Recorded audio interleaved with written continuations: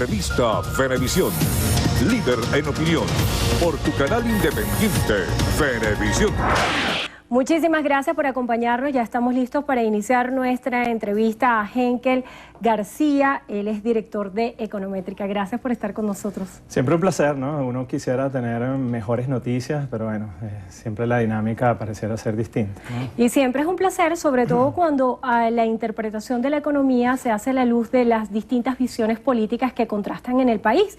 Y en una sociedad tan polarizada donde existen verdades a medias, siempre es muy importante observar la visión de un técnico que nos diga y nos describa cómo se interpreta el fenómeno económico, sobre todo los que no entendemos mucho de economía. La visión tampoco puede ser muy técnica para que la gente entienda, ¿no? Exacto, vamos a hablar de manera pedagógica para que todos los venezolanos entiendan cuál es el impacto de la firma de este convenio número 35 que entra en vigencia a partir de hoy. Sí. Una de las variaciones más importantes es que los dos tipos de cambio van a ser flotantes. Tal vez esto no ha tenido un acento tan importante como se debería, pero ayer en la vocería del vicepresidente para el área económica, el ministro Miguel Pérez Abad, él decía que el tipo de divisa protegida que inicia a 10 bolívares va a ser fluctuante, podría deslizarse, y también la divisa DICOM, que es la divisa complementaria, arranca en 206 bolívares por dólar, también se va a desplazar.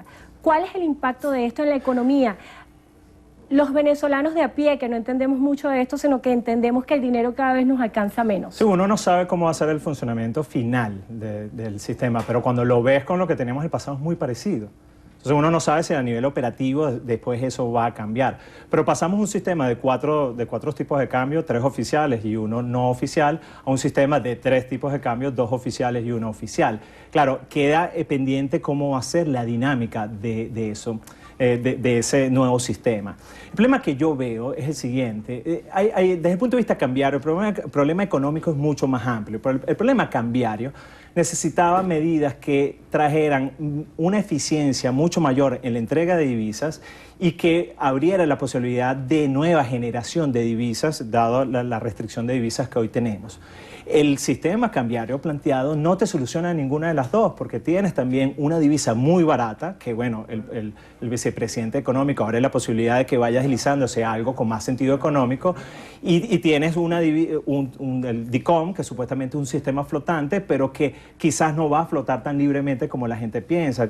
Es muy probable que eso funcione, que parta del punto donde estaba CIMADI y que sea desplazado, pero nosotros no pensamos, en Econométrica no pensamos que eso va a ser de libre flotación, y por supuesto va a ser otro sistema de razonamiento como lo fue SIDME, como lo fue también CIMADI, y que el tipo de cambio va a ser fijado en un arreglo entre el Ejecutivo Nacional y el Banco Central de Venezuela. Cuando el ministro Pérez Abad hace la introducción, cuando describe el espíritu de lo que sería la instrumentación de estos nuevos 2 tipos de cambio, él asegura que el control cambiario que funcionaba como estaba concebido antes había caducado, claro. Pero él aclara algo que tú muy bien señalas, de dónde van a provenir esas divisas, de dónde se va a inyectar esas divisas. Él hace el señalamiento del nuevo sistema de exportaciones. Sí. Esto se puede concebir como un método para inyectar divisas al mercado y que de alguna manera se equilibre más la economía. Hay dos elementos, no solamente las exportaciones no petroleras. Claro, eso va a depender de qué tan libre también puedes acceder a las divisas, no solamente las que entran, sino también las que salgan. Y también hay otro gran afluente que está pendiente, que no quedó claro cómo va a ser esa oferta de parte de las empresas petroleras, porque cuando uno ve la lámina el día de ayer, está abierta las posibilidades de empresas petroleras de vender a ese tipo de cambio, al tipo de cambio DICOM, el producto de las exportaciones de hidrocarburos. Eso podría representar una oferta adicional que no se tenía antes, por lo menos en CIMADI. Y CIMADI está entregando entre 3 millones de dólares o menos de 3 millones de dólares diarios a una demanda de divisas del sector privado que podría estar en el orden de los 100 millones de dólares diarios. Entonces ahí tienes una brecha importante. Aquí cabe la duda.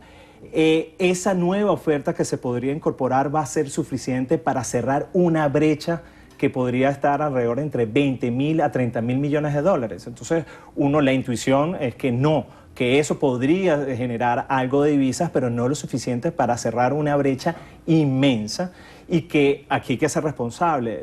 Lo que necesita Venezuela es un programa económico mucho más amplio, que genere confianza para que esas inversiones no solamente sean de petroleras, sino que sean de muchas más áreas.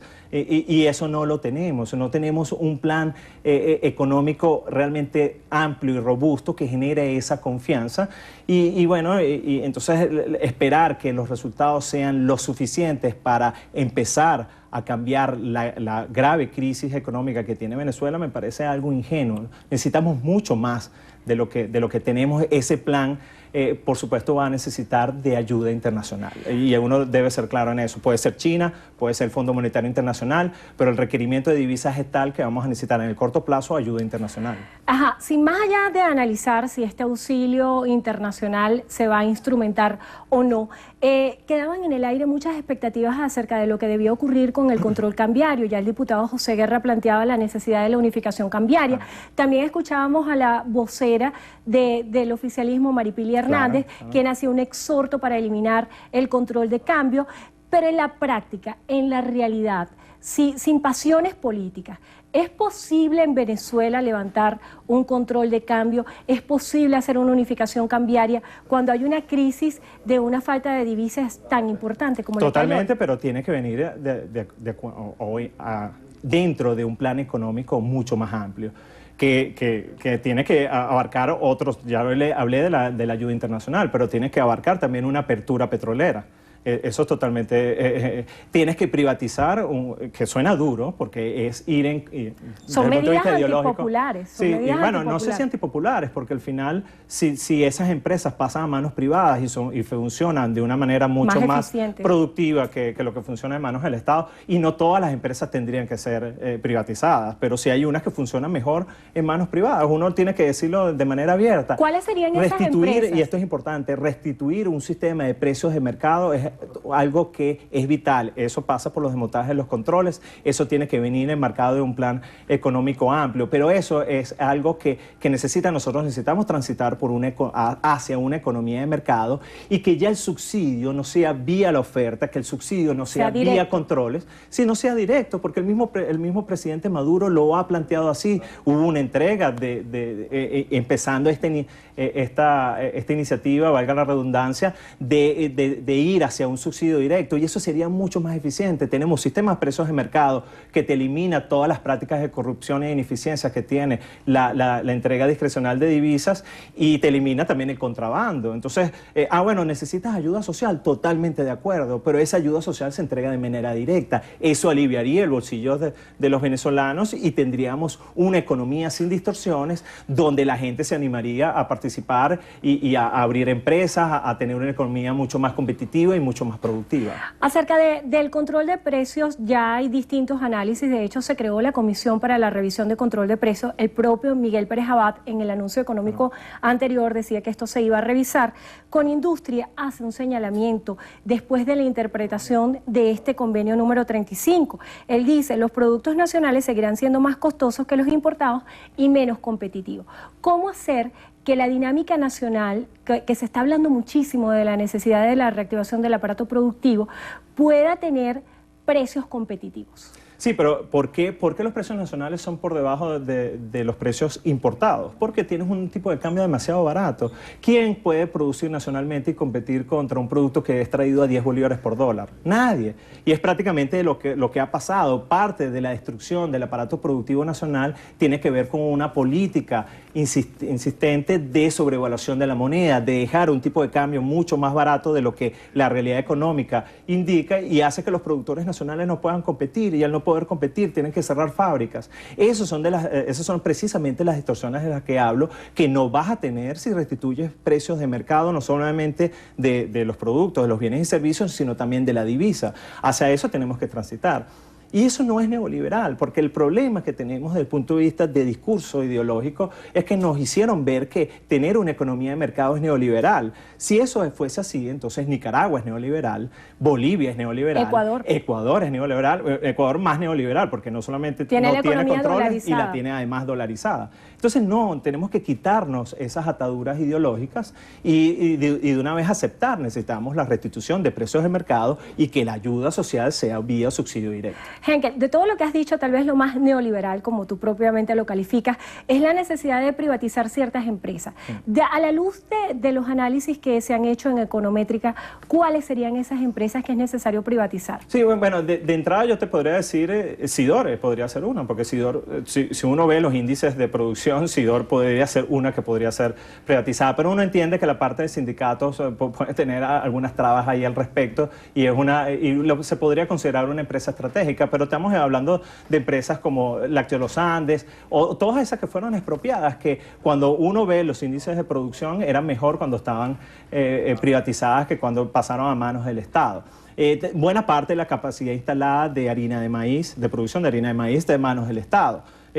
Uno no ve esas marcas en los anaqueles. Entonces aquí hay un conjunto de empresas que podría estudiarse. Nosotros no tenemos realmente un listado ya bien preciso de cuáles funcionarían mejor, pero de lo que uno pudiese entender de los índices de producción cuando estaban privatizadas y cuando fueron estatizadas, de las que te nombré, eso podrían estar en esa misma. Henkel, se nos agotó el tiempo. El economista Pedro Palva dice que estas medidas representan una devaluación muy fuerte. Si analizamos tal vez lo cotidiano, cuando tú revisas la interacción en las redes sociales luego del anuncio de este convenio cambiario número 35, las dudas más frecuentes están sobre el tema del cupo viajero, el cupo electrónico, que en este sentido hay muchísimas dudas. Leyendo lo que significa el cambio de 13.5 bolívares por dólar a 206.92 por dólar, representa una devaluación del 1.425.9% en relación al cupo viajero. ¿Cómo impacta esto a nuestro país y qué tan representativo es para todo el sistema económico estas divisas que se asignan a cupo viajero? Y quedaron muchas dudas hasta del cupo electrónico. Yo misma tengo dudas en ese sentido. No sé si el convenio cambiario que acaba de salir lo detalla, pero ese es el menor de los males.